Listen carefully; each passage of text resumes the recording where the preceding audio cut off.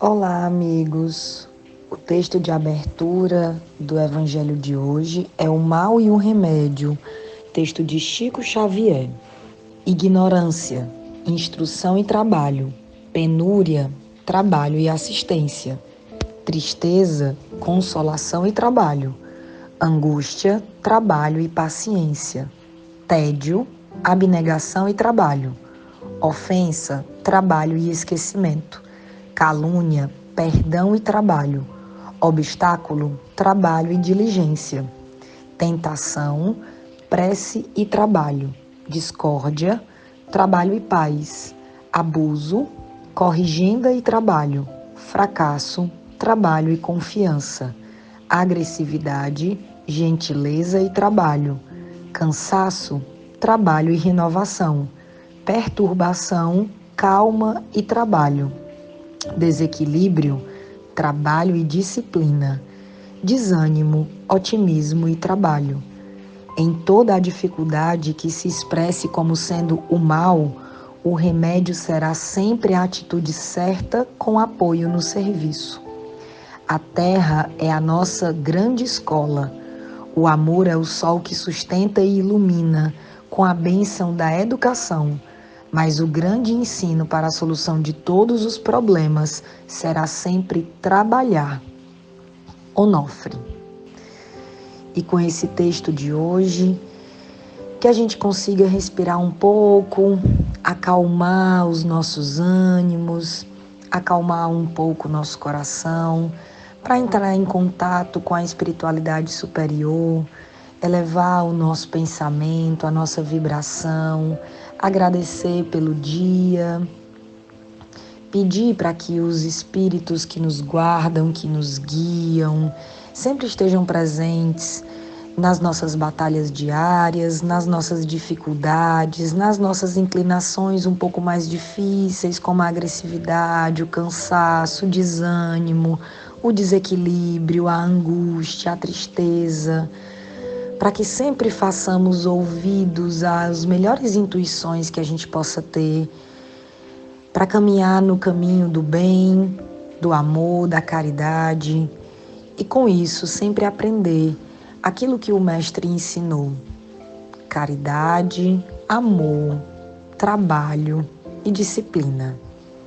Estejamos em paz e que tenhamos um bom Evangelho. Assim seja.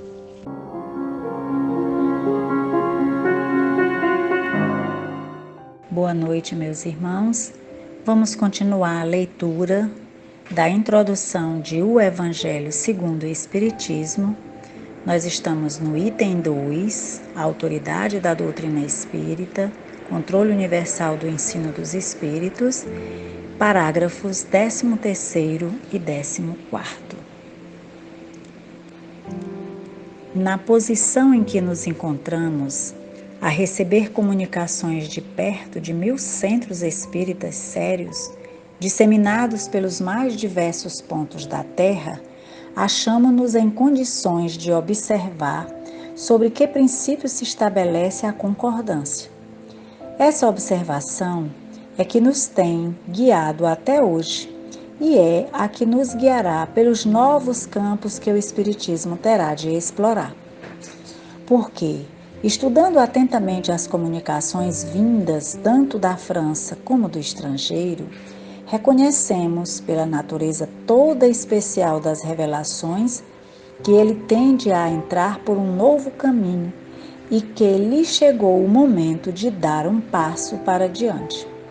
Essas revelações, feitas muitas vezes com palavras veladas, hão frequentemente passado despercebidas a muitos dos que as obtiveram. Outros julgaram-se os únicos a possuí-las.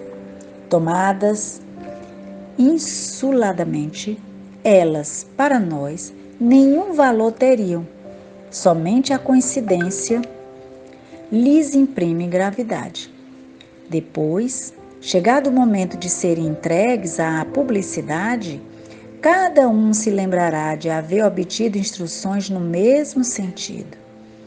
Esse movimento geral, que observamos e estudamos com a assistência dos nossos guias espirituais é que nos auxilia a julgar da oportunidade de fazermos ou não alguma coisa. Essa verificação universal constitui uma garantia para a unidade futura do Espiritismo e anulará todas as teorias contraditórias. Aí é que, no porvir, se encontrará o critério da verdade, o que deu lugar ao êxito da doutrina exposta em O Livro dos Espíritos e em O Livro dos Médiuns foi que, em toda a parte, todos receberam diretamente dos Espíritos a confirmação do que esses livros contêm. Se de todos os lados tivessem vindo os Espíritos contradizê-la, já de há muito haveriam aquelas obras experimentada a sorte de todas as concepções fantásticas. Nem mesmo o apoio da imprensa as salvaria do naufrágio, ao passo que, privadas, como se viram desse apoio, não deixaram elas de abrir caminho e de avançar celeremente. É que tiveram o dos espíritos, cuja boa vontade não só compensou, como também sobrepujou o mau querer dos homens. Assim, sucederá a todas as ideias que, emanando quer dos espíritos, quer dos homens, não possam suportar a prova desse confronto, cuja força a ninguém é lícito contestar. Essa parte da introdução de O Evangelho segundo o Espiritismo é praticamente um conjunto de argumentos e justificativas, né, de Kardec para explicar qual é a autoridade que a doutrina tem e sobre as outras, né, e o controle universal do ensino dos espíritos. Nesses 2 parágrafos, né, que acabamos de fazer a leitura, no primeiro parágrafo, ele fala que recebeu comunicações de mais de 1000 centros espíritas, né, ou perto de 1000 centros espíritas sérios. Ele já enfatiza a seriedade. E esses centros espíritas estavam disseminados pelos mais diversos pontos da Terra. Então, as questões que eram enviadas para que os espíritos nesses lugares fossem consultados eram as mesmas.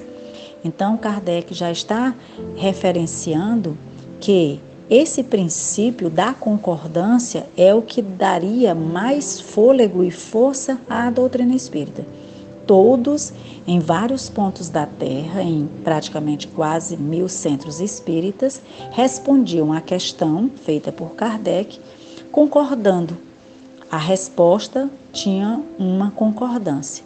Então ele diz, essa observação é o que nos guiou na pesquisa que ele fazia, né, na tabulação dessas informações, com o critério que ele utilizava, com muito zelo e muito cuidado, e isso mostrava que, de fato, as respostas eram verdadeiras, porque elas vinham iguais, vindo de vários pontos do Brasil, numa época em que não havia internet e, como ele diz, nem mesmo a imprensa poderia ser capaz de fazer com que isso acontecesse, né?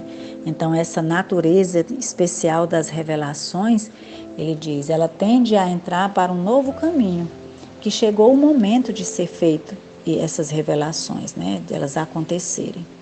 E no outro parágrafo, ele fala que é uma verificação universal, é a garantia mesmo para a unidade futura do Espiritismo e vai anular todas as teorias contraditórias, né? Ele diz também que no porvir ela encontrará o critério de verdade contra os detratores, né, os contraditores dela, né? Ele diz que ela deu lugar ao êxito com todo o conteúdo exposto no Livro dos Espíritos e no Livro dos Médiuns, né, que receberam diretamente dos Espíritos a confirmação do que os próprios livros já contêm. Então, se de todos os lados tivessem vindo espírito para contradizê-la, então ela já teria caído por terra, né? Ela não teria se consolidado e seria apenas uma concepção a mais, fanática, como muitas ideias que surgem por aí, né?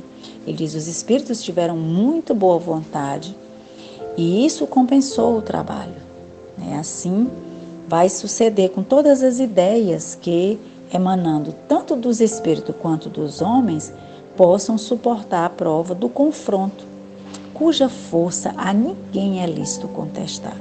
Quer dizer, então, que não era um ser ou uma pessoa que trazia as ideias para a doutrina espírita, mas um conjunto de espíritos superiores, uma pleiade de espíritos superiores que respondiam em vários lugares do mundo, dando à ciência espírita também a sua fidedignidade, né? E a sua fidelidade à própria pesquisa.